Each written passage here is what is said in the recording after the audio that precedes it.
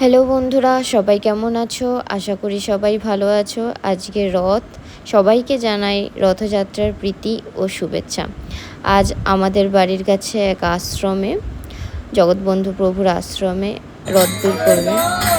তো প্রভু কীর্তন করছে এখানে সবাই, প্রভুকে আজকে ভোগ নিবেদন করে সেই ভোগ সবাইকে দেওয়া হবে। তাই আমরাও চলে এসেছি আজকে একটু ঠাকুরের প্রসাদ খেতে।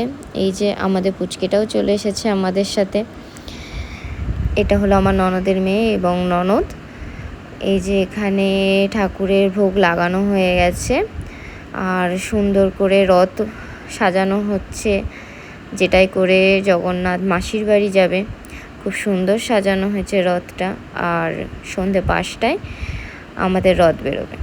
আর এই দেখো আমাদের রথটা বেশ সুন্দর সাজানো হয়ে গেছে আর আমরা বেরিয়েও পড়েছি রথ টানতে। অনেক মানুষ হয়েছিল, একসাথে সবাই মিলে রথ টেনে নিয়ে যাচ্ছিলাম, বেশ ভালো লাগছিল। আর এত গরম লাগছিল রথ টানতে টানতে, আমি তো পুরো ঘেমে স্নান করে গেছি। সবাই মিলে রথ টেনে নিয়ে যাচ্ছি। আর এই রথটা যাবে বন্ধুরা সেই রথতলায়, আমাদের এখানে রথতলা আছে, ওখানে মেলা বসে, বেশ কদিন মেলাটা বসে, আবার এই রথটা ফেরত আসবে উল্টো রথে। আর এই দেখো কোলে করে যাচ্ছে।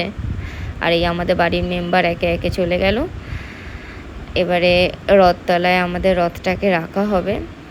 এই যে রথতলা চলে এসেছে, দেখো সুন্দর বেশ মেলা বসেছে। ওই যে নাগরদোল্লা দেখা যাচ্ছে আর খাবারের দোকানও বসেছে, বেশ সুন্দর গন্ধও বেরোচ্ছে।